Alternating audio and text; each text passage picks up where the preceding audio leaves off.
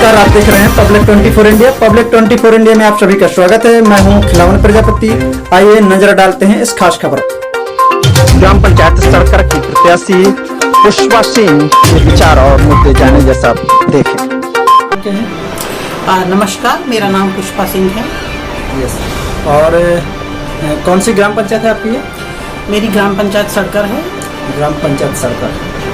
तो आप इस चुनावी मैदान में जब आई हैं तो क्या आपके विचार और मुद्दे क्या हैं? देखिए, मैं एक सामाजिक कार्यकर्ता हूं और पिछले लगभग 40 वर्षों से मैं वंचितों, आदिवासियों और दलितों के लिए काम करते आई हूं। हाँ। और ग्राम पंचायत सड़कर मेरे ससुराल का गांव है, जहां मैं आती जाती रही हूं। अच्छा। लेकिन मैंने हमेशा देखा कि यहाँ पर कुछ भी, किसी भी तरह का कोई विकास नहीं हुआ है। लोग बहुत ही, जिसको कहना चाहिए कि जो बेसिक चीज़ें हैं, चाहे वो राशन कार्ड की बात हो, चाहे वो पेंशन की बात हो, आवास की बात हो, खास तौर से जो पंचायत में जो मजदूरी का काम है, जो गांव वालों को मिलना चाहिए, या तो मजदूरी उनको मिलती ही नहीं है, या मजदूरी करी भी उन्होंने तो बहुत सारे लोगों को मजदूरी तो की लेकिन उनको पैसा ही नहीं मिला है।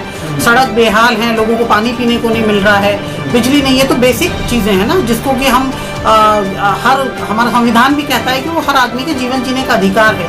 लेकिन इन सारी चीज़ों का भी काफ़ी अभाव है। यहाँ लोग बहुत संघर्ष कर रहे हैं। तो मुझे लगा कि मैंने देश दुनिया में तो बहुत काम किया, लेकिन मुझे अब अपनी पंचायत में आकर अपने लोगों के लिए कुछ करना चाहिए। क्योंकि आपका ज़मीर भी आपसे सवाल करता है कि आपने लोगों के लिए बाहर तो बहुत काम किया, लेकिन आपने अपने लोगों के लिए क्या किया।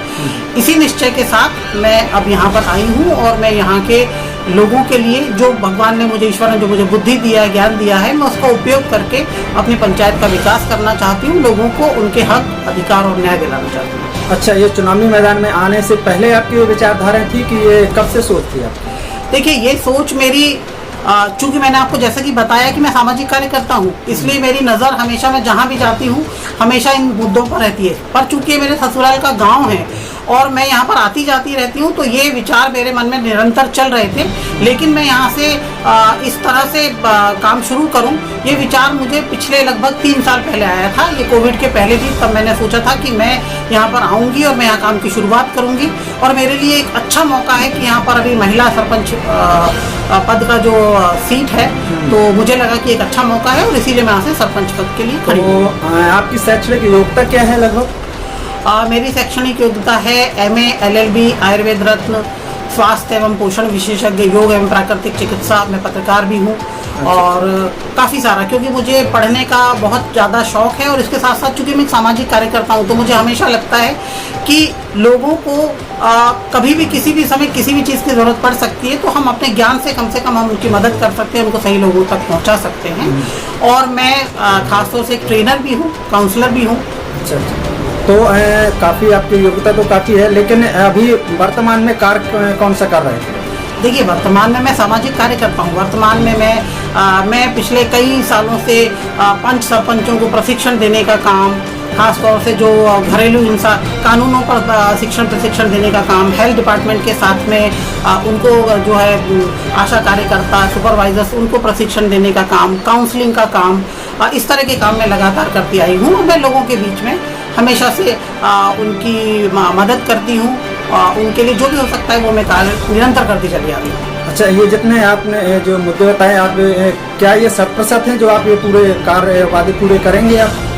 देखिए, ये जो कार्यकाल है जो 5 साल का है। हाँ। और दूसरी बात ये कि जैसे कि मैंने अपने घोषणा पत्र में भी कहा है कि सबसे पहले हम पूरे ग्राम पंचायत का एक सर्वे करेंगे। हाँ। और सर्वे करने के बाद में हम ये आकलन करेंगे कि हमारे पंचायत में खास तौर से गरीबों के मुद्दे क्या क्या हैं, और फिर हम उनको क्रमवार हम हल करने का प्रयास करेंगे पिछले 5 सालों में। देखिए, तुरंत तत्काल तो ये हो नहीं सकता कि मैं आपसे ये वादा करूं कि मैं 4 महीने में पंचायत का विकास करके इसकी सूरत बदल दूंगी। लेकिन मैं सबसे पहले प्राथमिकता के आधार पर वंचितों को, जो सबसे ज़्यादा वंचित हैं, जिनकी बेसिक समस्याएं हैं, कि जिनके पास राशन तक नहीं है, जिनको पेंशन नहीं मिल रही है, जो बिल्कुल परेशान हो रहे हैं, मजदूरी नहीं मिल रही है, ऐसे मुद्दों पर मैं पहले फोकस करूँगी।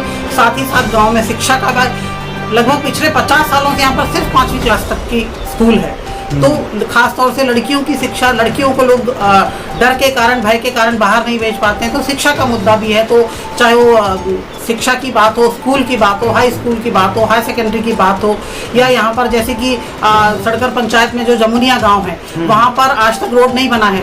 लोग खास तौर से हम ये बहुत अच्छे से समझ सकते हैं कि जब बारिश के समय में एक महिला यदि गर्भवती है या लोग बीमार हैं या उनको उनकी जो बेसिक चीज़ें उनकी ज़रूरतों को, तो एक बेसिक सी चीज़ है कि सड़क, लेकिन उनका तो सड़क क्या लोगों से बिल्कुल वो कट ही जाते हैं। यहाँ तक कि जब उनके जीवन पर भी बनाती है तो भी लोगों को खटिया पर लोगों को डालकर लाना पड़ता है। तो मुझे लगता है कि कुछ मुद्दे ऐसे जो प्राथमिकता पर हैं कि जिनको हमें करना बहुत जरूरी है कि सड़क जैसी चीज़ तो बहुत बेसिक नीड है। बेसिक नीड है, लोगों के पास पानी पीने के लिए नहीं है, हैंडपंप नहीं है बहुत सारे मतलब मोहल्ले में और टोले में। अच्छा, तो मतलब ऐसी चीजें हैं कि जिनको हम प्राथमिकता के आधार पर चीजों को तय करेंगे और उसके बाद में क्रमवार चीजों को हम लोगों के साथ मिलकर हम ये सारी समस्याओं को मतलब जब ये मतपत्र पर जो लिखा है आपने, जी हाँ। घोषणाएं दी हैं, जी हाँ। तो ये 100% रहेंगी, ये 5 वर्ष तक पूरी हो जाएंगी, या फिर फेक भी कोई भी सरपंच है, कोई उम्मीदवार है, वो फेक भी करता है, क्या ये 100% सही है? देखिए आप करेंगे? देखिए ये जो घोषणा पत्र है जो मैंने लिख के दिया है, ये अपने आप में एक प्रमाण है कि लोग इसको अपने पास संभाल के रख सकते हैं। और ये मुझे अपने आप को भी याद दिलाने के लिए है कि मैंने लोगों से ये वादे किए हैं। मैं लोगों से ऐसे कोई वादे नहीं कर रही हूँ कि नहीं मैं आपकी लड़की की शादी में 51,000 रुपए दूंगी या मैं फ्री में टेंट लगवाऊंगी। मैं लोगों को कोई भी बहलावा या बहकावा नहीं दे रही हूँ, क्योंकि मैं बहुत अच्छी तरह से जानती हूँ कि सरपंच वही कर सकता है जो कि पंचायत में सरकार द्वारा पंचायत को मिलता है, शासन प्रशासन की योजनाएं हैं जिन्हें लोगों तक पहुंचाना है। मैं ऐसा कोई भी वादा नहीं कर रही, क्योंकि कोई भी सरपंच अपने घर से कुछ नहीं कर सकता। इसलिए मैं लोगों को ना मैं भ्रमित कर रही हूँ, ना मैं उनको भटका रही हूँ। मैं उनको बिल्कुल वही चीजें जो बेसिक नीड है और जो पंचायत के विकास के लिए जरूरी है, मैं उनको जरूर पूरा करूंगी। अच्छा, जो चुनाव में आने से पहले, जब मैदान में आने से पहले जो आपकी विचारधाराएं मुद्दे रहे हैं, या फिर आने पर अभी कोई बदलाव हुआ है या नहीं? ऐसा बिल्कुल भी नहीं है, क्योंकि मैं बार बार फिर दोहराऊंगी, क्योंकि मैं एक सामाजिक कार्यकर्ता हूँ। नहीं, जो बदलाव हुआ हो उसके बारे में कोई आपके मुद्दे बदलाव हुए हैं, विचारधाराएं कोई बदलाव तो नहीं हुआ? देखिए बदलाव आप इस तरह से कह सकते हैं कि जब तक मैं यहाँ नहीं आई थी, तब मेरा जो एक कहना चाहिए कि जो कार्यप्रणाली थी, तो मैं शिक्षण प्रशिक्षण का काम करती थी, मैं काउंसलिंग का काम करती थी, मैं डॉक्यूमेंटेशन करती थी। लेकिन अब जब मैं यहाँ आई हूँ तो पंचायत के मुद्दे जो हैं वो पंचायत के मुद्दे लोगों के जीवन से जुड़े हुए मुद्दे हैं। वो पेंशन का मुद्दा है, राशन का मुद्दा है, मजदूरी का मुद्दा है, सड़क का मुद्दा है, अपना हैंडपंप का मुद्दा है, पानी का मुद्दा है, इस तरह के मुद्दे, शिक्षा का मुद्दा है। तो अब वो मेरे मुद्दे, अब मैं उन पर फोकस करूंगी। हाँ, तो जनता का कुछ ये कहना है कि ये भोपाल में रहते रहे हैं और इन अगर जीत जाएंगे, ये सरपंच बन जाएंगे, तो ये भोपाल चले जाएंगे, यहाँ पर सरपंची कैसे करेंगे? तो इसके बारे में आप क्या कहना चाहेंगे? देखिए मेरा सभी पंचायत वासियों से निवेदन है कि जैसा कि आप जानते होंगे कि कोई भी सरपंच हो, वो कोई सरपंच बनकर अपना पंचायत छोड़कर नहीं जा सकता है, क्योंकि शासन प्रशासन के भी कुछ नियम और कायदे कानून होते हैं। और दूसरी बात ये कि यदि मुझे भोपाल में रहना होता तो मैं फिर भोपाल की सारी सुख सुविधाओं को छोड़कर, अपना काम छोड़कर मैं यहाँ क्यों आती?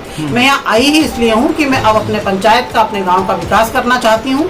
तो मैं इसीलिए मैं यहाँ पर आके विकास करूंगी, और जब भी लोगों के काम के लिए जरूरत होगी तो मुझे जहाँ भी जाना पड़ेगा मैं जाऊंगी। चाहे वो मुझे भोपाल जाना पड़े, चाहे मुझे चंदला जाना पड़े, लौड़ी जाना पड़े, छतरपुर जाना पड़े, दिल्ली जाना पड़े, मैं खुद भी जाऊंगी और अपने साथ में लोगों को लेकर भी जाऊंगी।